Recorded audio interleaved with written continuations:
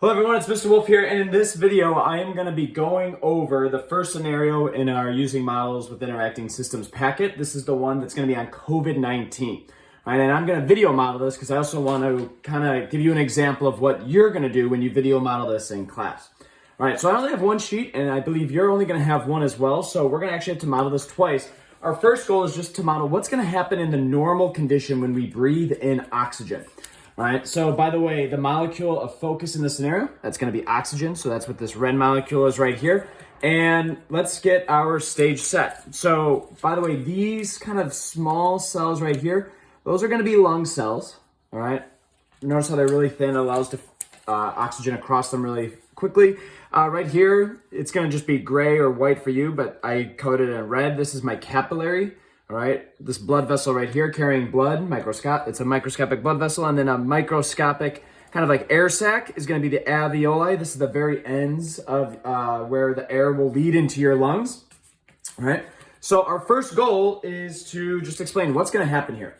All right, well, when you breathe in, actually, let's start off. When you have oxygen going to your lungs, all right, in your capillary, at first, there's a low concentration of blood in your capillaries, in your blood, because it already got delivered to all the other cells before. So there's not a lot of oxygen in the bloodstream.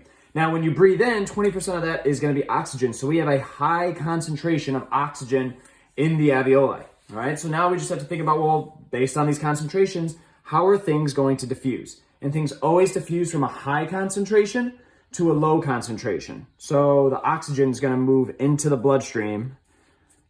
All right, and then eventually this blood will travel back to the heart, all right, and notice until equilibrium is met. So there's about an equal amount of oxygen in the capillary compared to the lungs. So now this is going to go to your heart, and then when you breathe out, all right, some of that, you don't breathe in all the oxygen, some of it does end up leaving as well.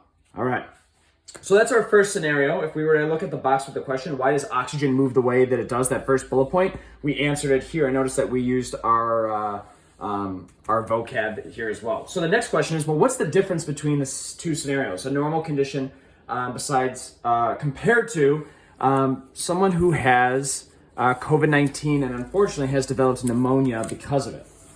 All right.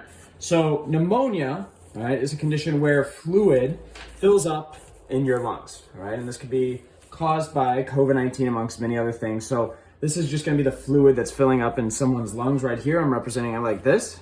All right. And so let's say you have blood returning to your lungs. So we're going to still have that low concentration of blood in your capillaries. All right. Still going to label it here.